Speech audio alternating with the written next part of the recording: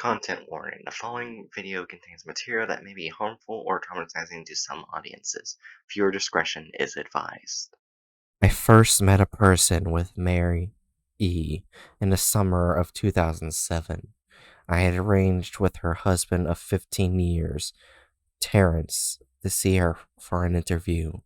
Mary had initially agreed, since I was not a newsman, but rather an amateur writing gathering information for a few early college assignments, and, if all went according to plan, some pieces of fiction.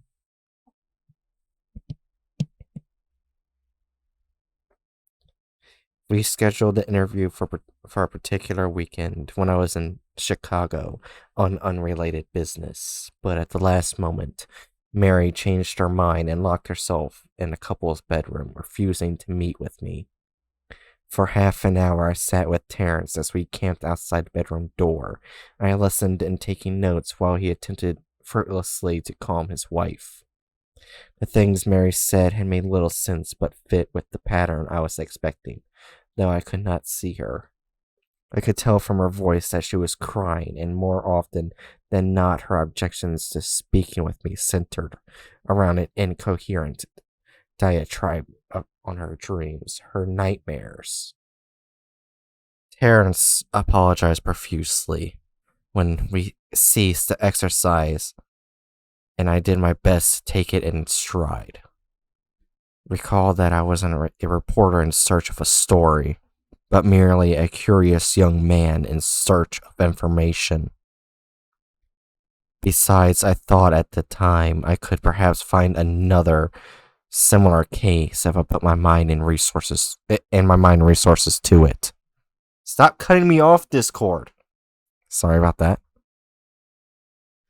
Mary E. was a CISOP for all Chicago-based bulletin board systems in 1992 when she first encountered Smile.jpg. And her life changed forever. She and Terrence had been married for only 5 months.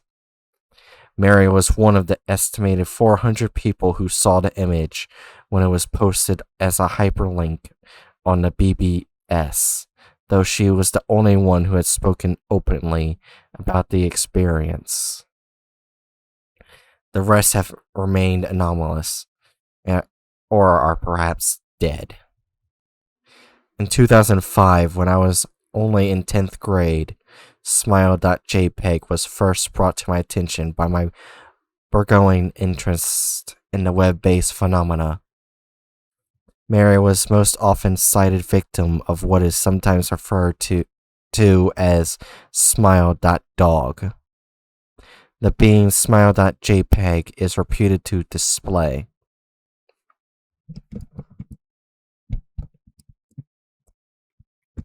try this.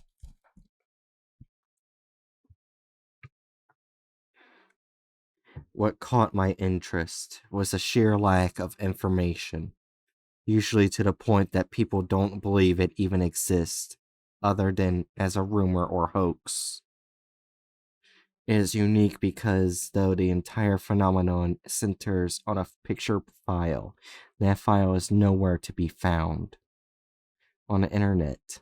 Certainly, many photo-manipulated simulacra litter the web, showing up the most frequency on sites such as the image board 4chan, particularly the /x/dash focus paranormal subboard. It is suspected these are fakes because they do not have the effect the true Smile.jpg is believed to have, namely sudden onset temporal lobe epilepsy and acute anxiety. This purported reaction in a viewer is one of the reasons the phantom-like Smile.jpg is regarded in such disdain, since it is patiently absurd, though depending on whom you ask, their reluctance to acknowledge Smile.jpg's existence might be just as much out of fear as it is out of disbelief. Neither Smile.jpg nor Smile.dog is mentioned anywhere on Wikipedia, though the website features articles as such other, perhaps more scandalous shock sites as hello.jpg or can't say that. And I mean, sorry.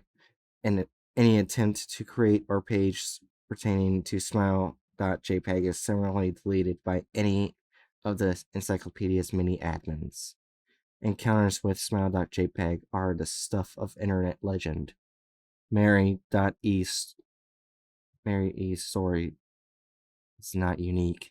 There are unverified rumors of smile.jpg showing up in the earliest days of Usenet, and even one persistent tale that in 2002 a hacker flooded the forums of humor and satire website Something Awful with a deluge of smile.dog pictures, rendering almost half the forum's users at the time epileptic. It is also said that the mid to late 90s that smile.jpg circulated on Usenet as an attachment of a chain email with the subject line, "Smile, God loves you." Yet, despite the huge exposure these stunts would generate, there are very few people who admit to have experienced any of them, and no trace of the file or any link has ever been discovered. Those who claim to have seen smile.jpg often weakly joke that they were far too busy to save a copy of the picture to their hard drive. However, all alleged victims offer the same description of the photo: a dog-like creature, illuminated by a flash of the camera, sits in a dim room, the only background detail that is visible being a human hand extending from the darkness near the left side of the frame. The hand is empty, but is usually described as beckoning. Of course, no attention is given to the dog. The muzzle of the beast is reputedly split in a wide grin, revealing 2 rows of very white teeth. Very straight, very sharp, very human-looking teeth.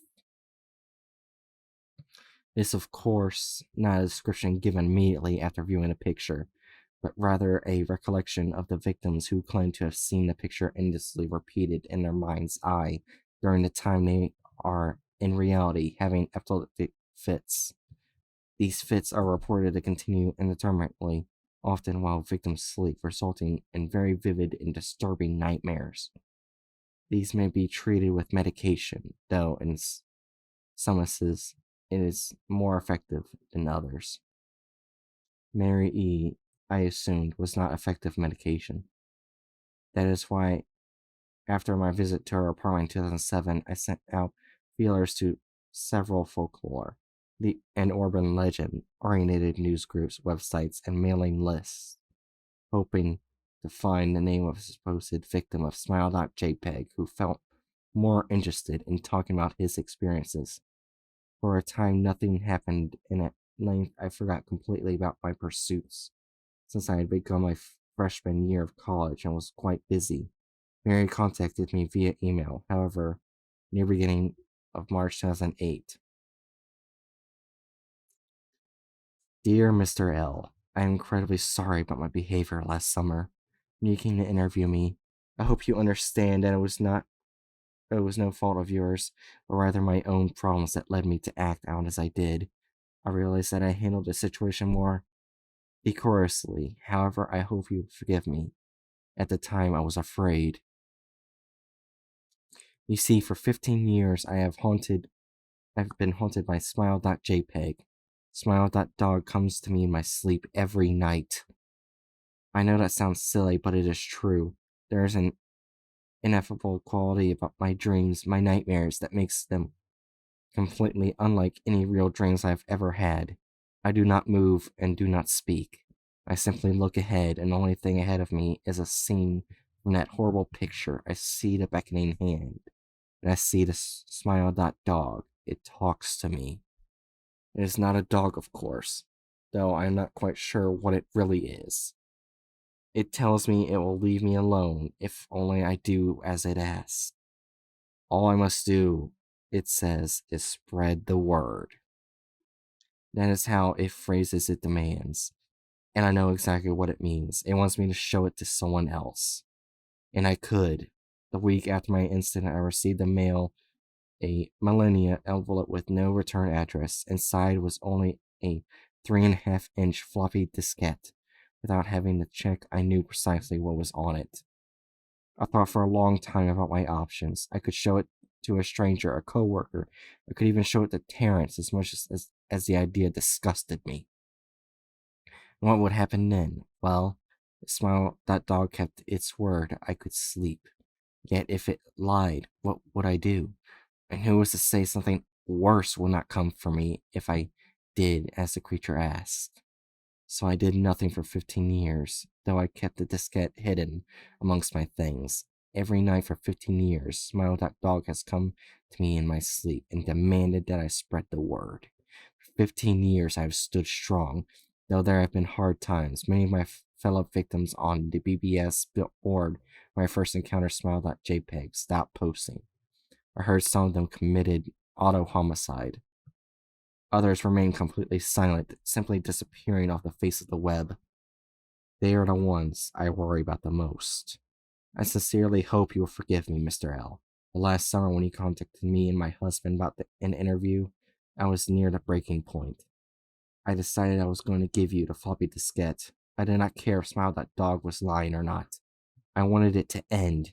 You were a stranger, someone I had no connection with, and I thought I would not feel sorrow when you took the diskette as part of your research and sealed your fate.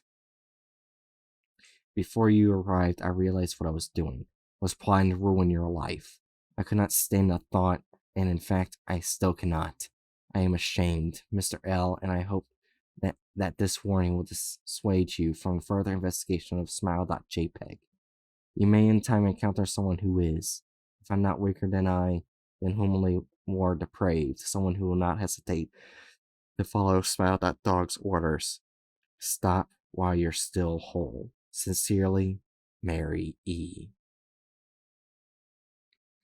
Terrence contacted me later that month with the news that his wife had had auto homicide.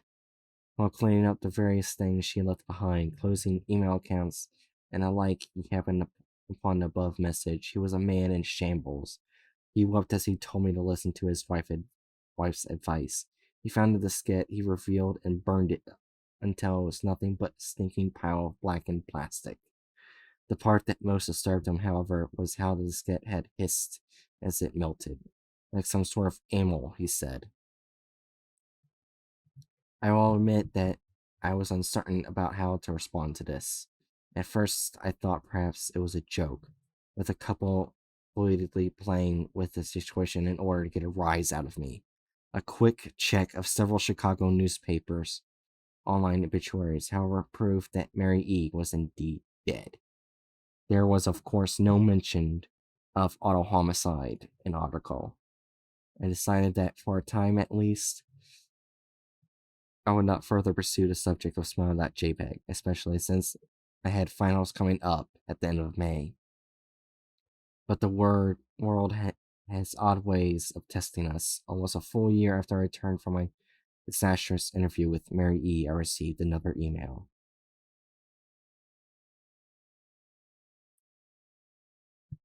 Subject: Smile.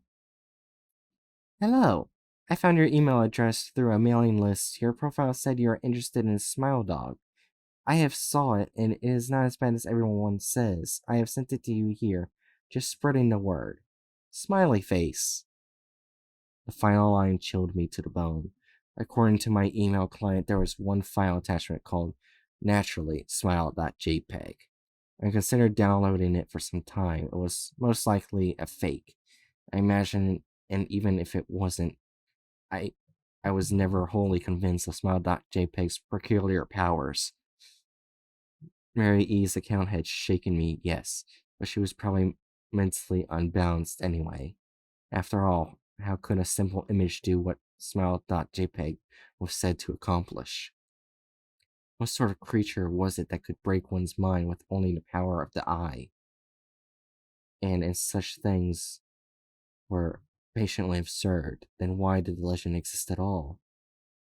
If I download the image, I looked at it, and if Mary turned out to be correct, if Smile.dog came to me in my dreams, demanding I spread the word, what would I do? Would I live my life as Mary had, fighting against the urge to give in till I died? Or would I simply spread the word, eager to be put to rest? And if I could, the latter route, how could I do it? Whom would I burden in turn? I went through my earlier intention to write a short article about Smile Dog. I decided I could attach it as evidence, and anyone who read the article, anyone who took interest, would be affected. And even assuming the Smile.jpg attached to the email was genuine, would I be capricious enough to save myself in that matter? Could I spread the word? Yes. Yes, I could.